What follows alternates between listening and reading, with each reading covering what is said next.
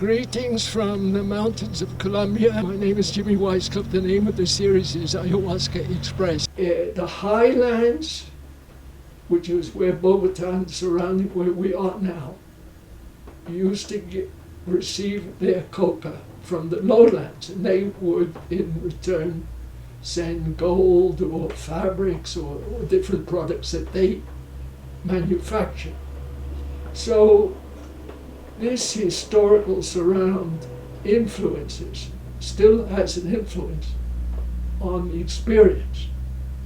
So to go back, I was in Sibundoy in this comfortable house, doing it with my new shaman, this very extroverted guy, and for the first time, I mean, in Bogota, other places, even today, you usually all in the same place. It might be a ceremonial hut. I have one here. It might be a country house. It might be an apartment. You're all more or less in the same room, participating in the same experience. There are exceptions, but there I was able to retire to my own room. And I was more tranquil. And for the first time, I began to reflect on what you might call the mechanism of ayahuasca, which revolves around the purge. Now, a lot of the ayahuasca being taken, especially in Europe and other countries, you know, when you talk to the people and I ask them, you know, did you go to the toilet, did you vomit, they look at me, or did you have a heart attack, look at me, and so on. Strange. Because for them they have this kind of new age false spiritualism idea that, you know, you drink and you go up to heaven and that's it. But no, this I'm very strong about. It's subjective, but it has a backing from the shamans, from the Titans. That Yajé, you first have to cleanse your body. As you cleanse your body, you cleanse your spirit. Purified, you are open to receiving these currents from other dimensions. This is very important, and it is, again, I believe subjectively, indispensable. It is necessary to the overall experience, because we all have lots of problems and traumas and hidden fears and hatreds, and most of the time we're not aware of them, or we're not aware of how they affect our state of mind, how they affect our real life, our relationships with people. They're kind of buried there. And the idea of Yajé is it goes straight to your stomach, straight to your solar plexus.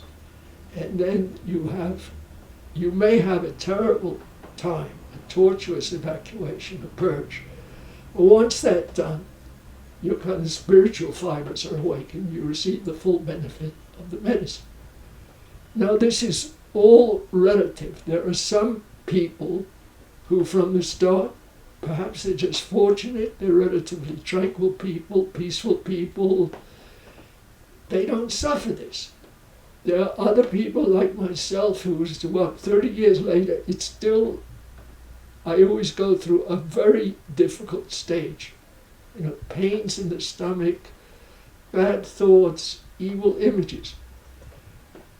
Now, after all this time, I am beginning to cope with it, but I would say that procedure, that kind of consciousness, awareness, started there in Sibundoy because I was in my own room. And I was able to kind of, at times, stand outside of myself and look at what was happening inside myself.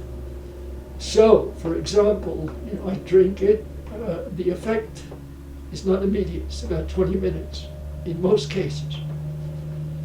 And I begin to feel this turmoil in my guts and cold sweats and then kind of bad thoughts and sometimes visions of monsters. I had to think, this is related to the fact that I am purging. I have to go to the toilet. I have to go outside and vomit.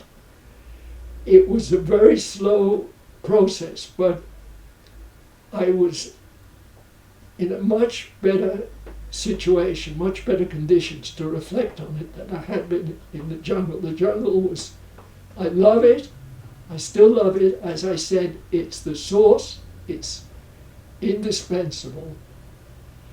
But for a foreigner, an alien in every sense in terms of race, background, conditioning, it's kind of too powerful, you're just swept away.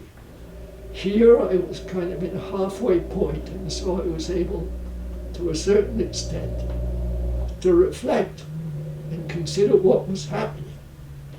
After many years, I have gradually come to the realization there are techniques for enduring it, for overcoming it. Later on, I'll talk about the Santo Daime Ayahuasca Church in Brazil. But the very important lesson I learned was to singing hymns. And that has to do with breathing. And so now when I get these onsets of pain and panic, sometimes I sing, sometimes I breathe, sometimes I just roar like an animal. It helps